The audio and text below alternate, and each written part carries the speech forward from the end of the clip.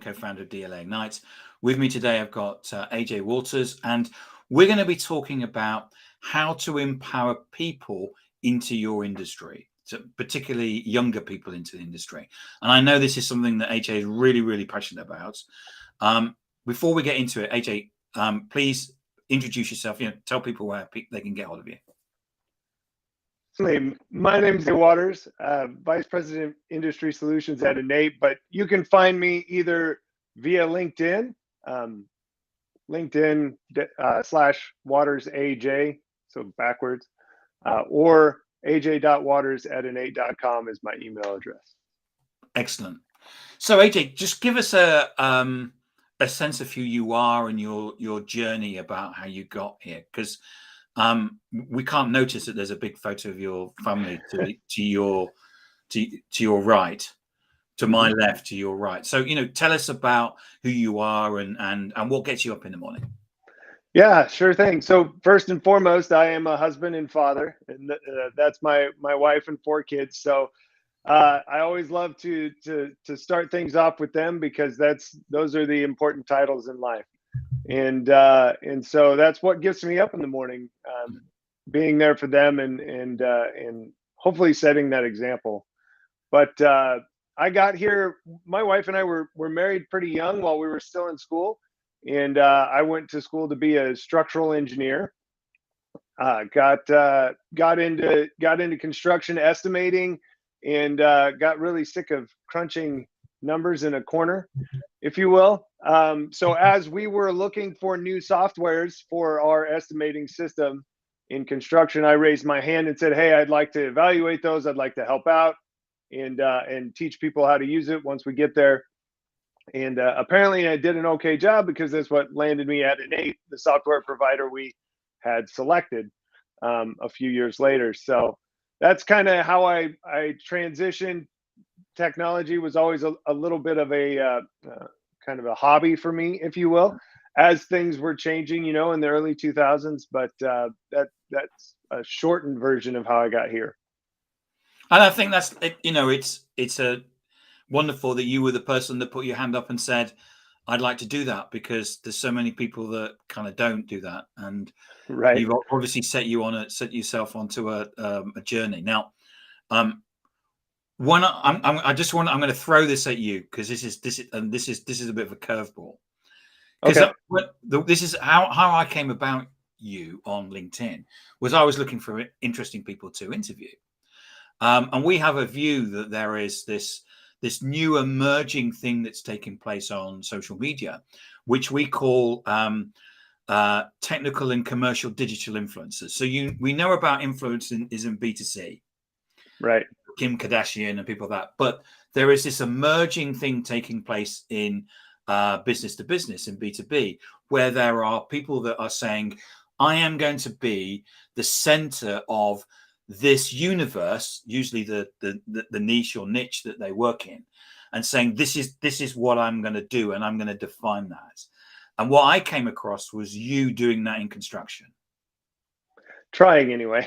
Yes. Well, it doesn't. The Yeah, whether it's trying or not, this is about defining that. And the thing is that what businesses haven't cotton on to yet is that what you're able to then do is define that for construction. For you're basically defining the universe that everybody else then has to follow. Yeah, the goal is to, construction has been so behind for so long, right? Or at least people claim they're behind. And this is like the part of the message that we're trying to define in your instance. Construction really isn't behind in digital transformations or technology. There's technology running all over job sites, drones, HoloLenses, like 3D scanners, all sorts of things. Problem is none of it talks to each other. So it's not useful. You have to do some sort of Excel heroics or data manipulation to get everything tied back together, and it becomes very difficult, and you can't get any use out of it. Therefore AI can't learn from it. You can't automate processes and things like that. So that's what we're trying to help solve for, is the disparate solutions that have holistically landed at construction. But you're exactly right. It's resetting the mind a little bit. And construction's not behind; they're just different, and they need to maybe adjust their approach. Yeah, and you know what I meet when I came across you on LinkedIn, I thought, here's someone in construction talking about digital transformation.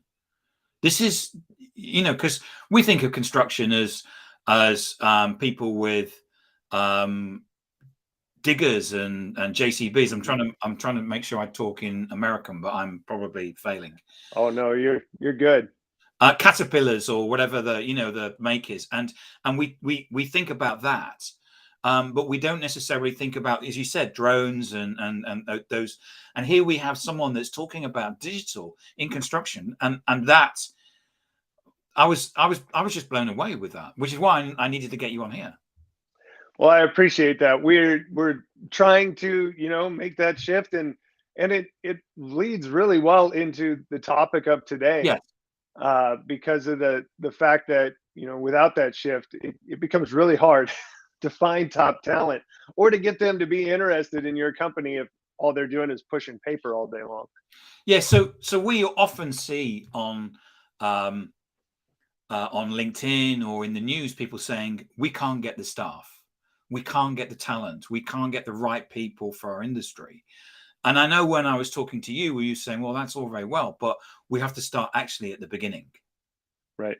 which Yep. is getting the reason why you can't get those things is you didn't excite the school leaver, or you didn't excite the college leaver or the university leaver to say that's an industry that I want to work in.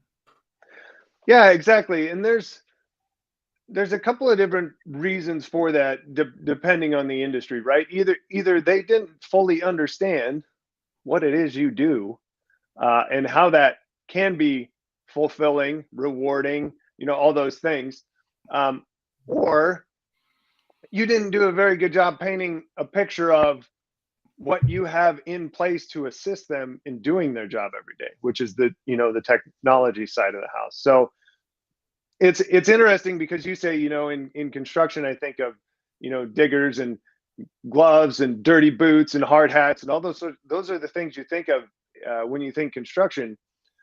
But construction has all the typical roles. Construction companies have all the typical roles that any major company would have, right? So there's going to be social media people, there's going to be marketers, there's going to be sales representatives, there's going to be HR personnel.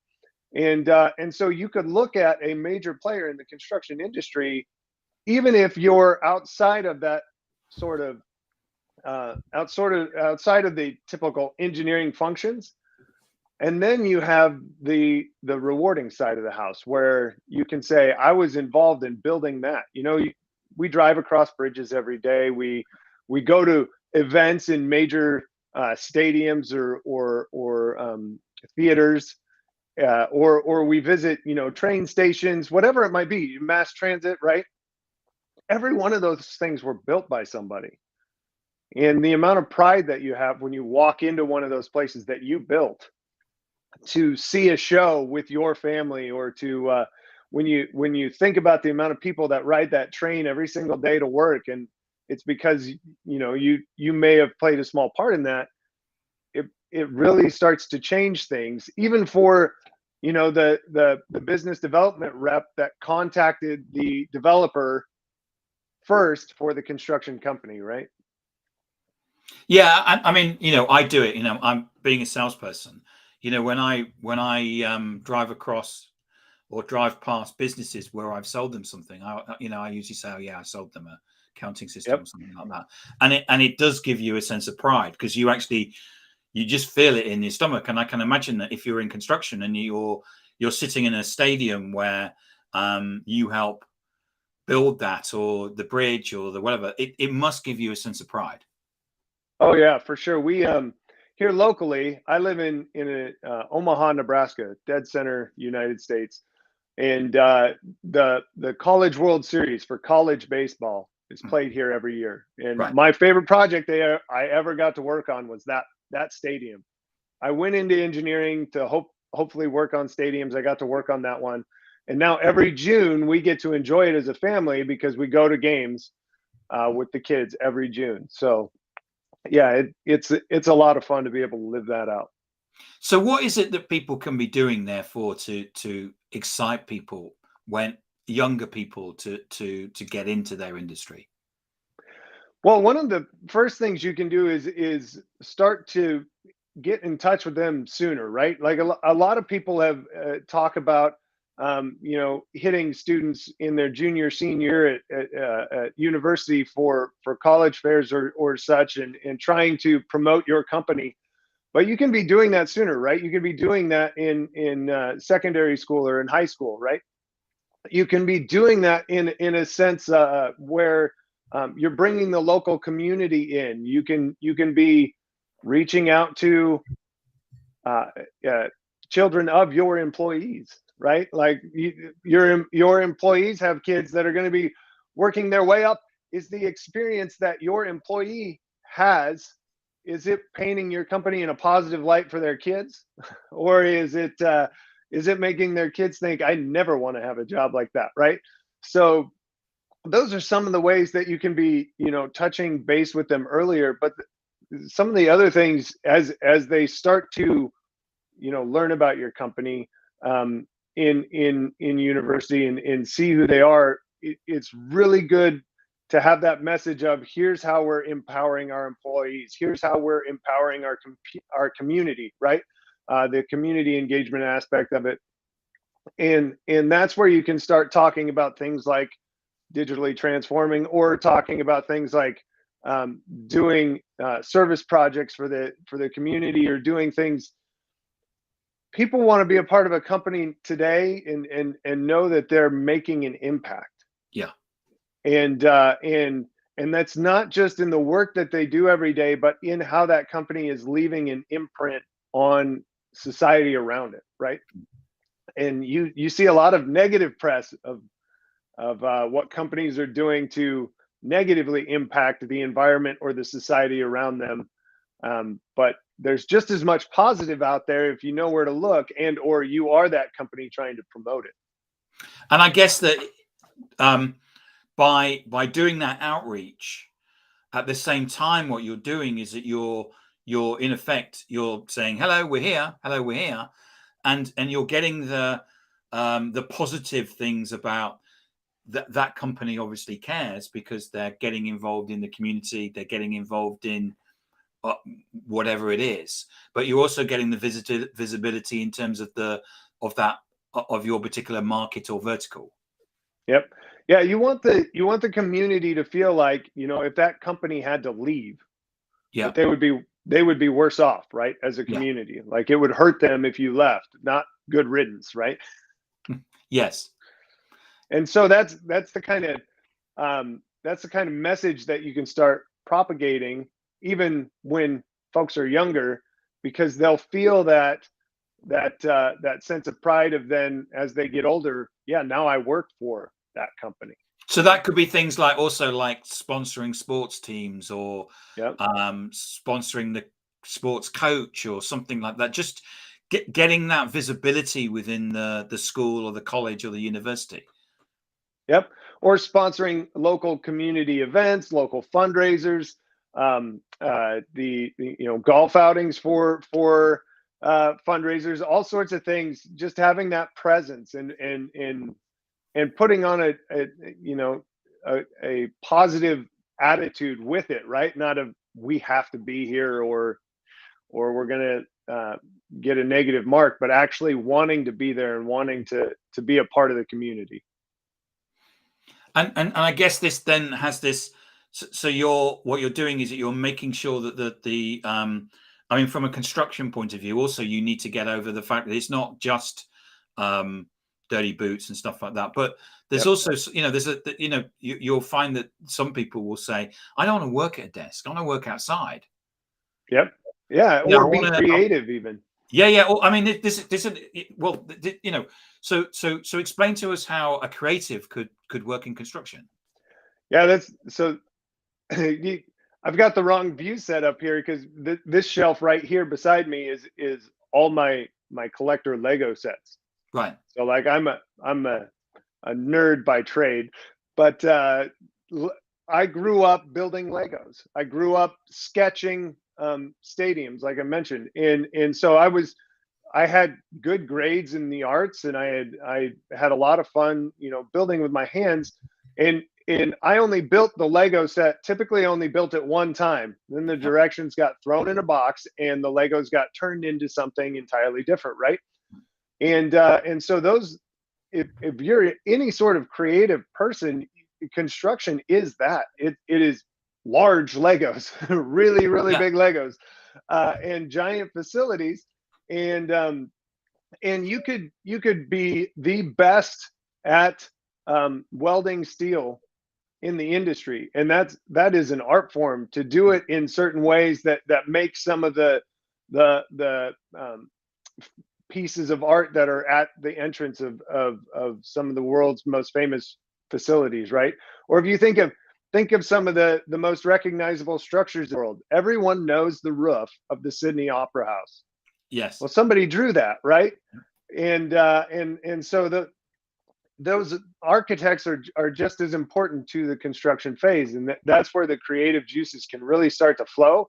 Now, obviously, as the engineers, we try to figure out how to build whatever the architect just drew, physically. But those sorts of things are recognizable for a reason. Yeah, and I think it's something that creative often is seen as not necessarily a position that you would have on in construction. There's Right. leadership positions, because there's health and safety positions, Oh yeah. and so there's a, as you say, there's a lot of the traditional things that you would get in a company required within a construction environment. Accounting, for example, because if you're building a Exactly. big project, you need to account for all the different things and buy them from the different suppliers, and it builds up into the budget that you have. So Yeah, and in the last few years, procurement people have been vitally important with some of the material shortages, with the inflation rates and things of that nature. Their role becomes incredibly important because you need to know when to buy it yeah, before you lose your price, but before it's not too early to be on the site and things like that. yeah, Yeah. yeah, and that's one of the things about procurement. Always is about making sure you're getting the right price and the right quality, but you've also got to get it there at the right time. And Yep. if you're shipping something from South Korea, um, that will have an impact, because it will take, if you ship something from South Korea to the UK, it takes 6 weeks. Yep. So Yeah. there's a timing element. Exactly. You've got to order it soon enough to get it on site for the schedule. And we're building a new high school here in the city I live in. All the roofing material they purchased a year in advance because of some of the supply shortages, and so they had to rent a nearby parking lot to store it for this extra year. So it's just sitting there in this parking lot over by the high school because they didn't want to have that issue where it held up the schedule when it was time. Yep. So what is there anything else that we could be doing in terms of empowering people to come into your industry? Yeah. So one of the last things that I like to have fun with, I'm a little bit older. I grew up on some of the really good old cartoons. I remember when I was first coming into the industry and technology was really starting to change. I'd come to work and it'd feel like in the Flintstones, right? We were pushing paper around, we had flip phones, we had all this stuff. And then I'd go home and I'd be the Jetsons. I'd have, AirPlay and an iPhone and all this kind of stuff, and FaceTime and video calling, and we just didn't have that at work. We still had fax machines, right?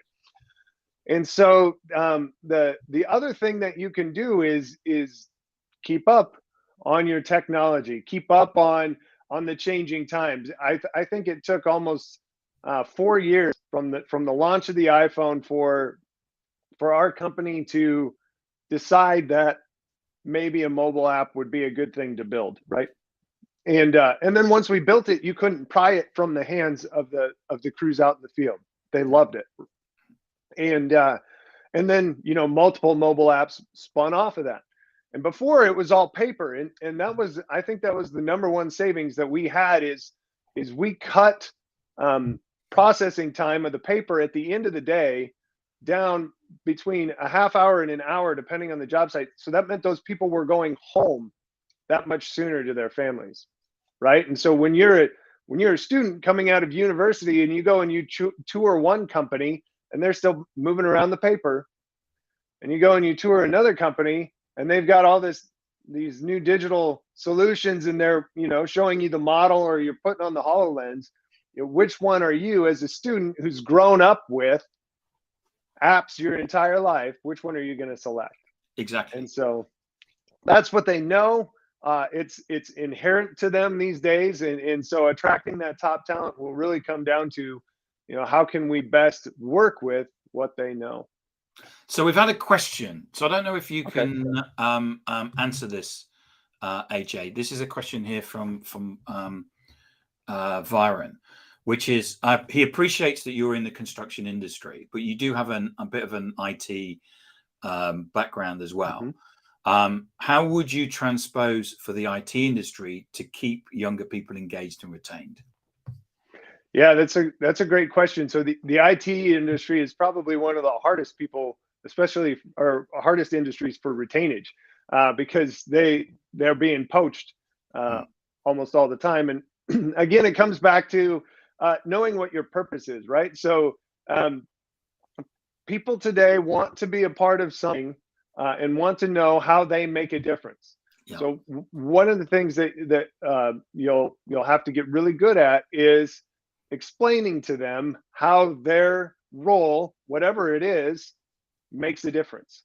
I have my brother, for example, works in the IT industry, and he's in the upgrade center, and he absolutely loves his job. All he does is he helps upgrade customers, right? But he understands where that adds value and why. To a lot of people it might be very monotonous, but if you understand your purpose and you understand how it's adding value to your customers, then that really helps in maintaining a positive working environment for that employee. The other thing it's going to be hard for every company, but it'll come down to recognition then as well, right? So if people don't feel like they're valued, then that you increase the risk as well for that retainage. So take a hard look at your recognition program and see. I worked for a company for a little bit where we were able to do peer-to-peer recognition, and I thought that was one of the coolest programs that I'd seen, and so maybe take a look at something along those lines. Fantastic. I hope that helped you, Viren. Hope that was useful. AJ, thank you so much for coming on today. The 20 minutes just go very, very quickly. Yes, they do. Thank you for coming on and sharing your insight. I mean, I just think it's so important that for all organizations to get involved in the community, because there's lots of reasons to do it. Some of them are quite selfish. Some of them are about making sure that you're actually part of the community. But it's also about making sure that you get the right stuff. So so thank you. Remind people where they can get hold of you, AJ. Yeah, just real simple on LinkedIn, Waters AJ, or search AJ Waters. I don't know of very many others like me out there with the initials, but otherwise aj.waters at inneight.com. Fantastic. Thank you so much for coming on today, AJ. It's been great, and thank you for sharing your knowledge. Yeah, thank you, Tim. I really